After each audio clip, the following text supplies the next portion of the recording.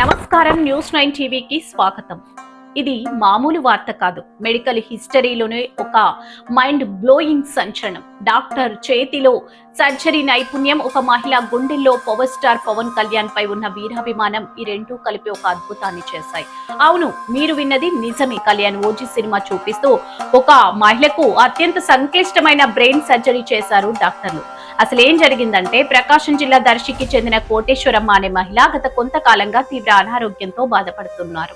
ఇటీవల ఆమెకు అకస్మాత్తుగా మూర్ఛ రావడంతో కుటుంబ సభ్యులు గుంటూరులోని ప్రైవేట్ ఆసుపత్రికి తరలించారు.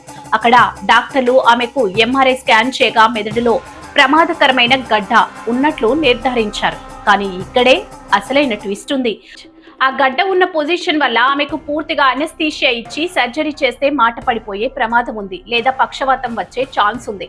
అందుకే డాక్టర్లు అత్యంత సాహసోపేతమైన నిర్ణయం తీసుకున్నారు. ఆమెకు స్పృహ ఉన్నప్పుడే, అంటే అవేక్ క్రానియాటమీ పద్ధతిలో మెలకువగా ఉంచి సర్జరీ చేయాలని ఫిక్స్ అయ్యారు.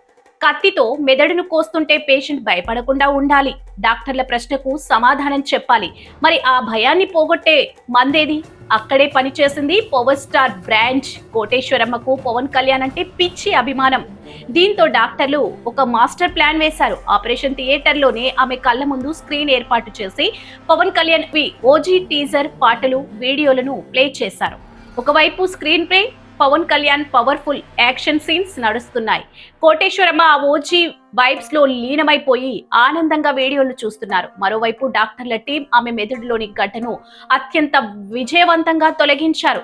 సర్జరీ జరుగుతున్నంత సేపు ఆమె పవన్ కళ్యాణ్ గురించే మాట్లాడుతుండడం విశేషం. దీంతో ప్రాణాపాయం నుంచి కోటేశ్వరమ్మ సురక్షితంగా బయటపడ్డారు.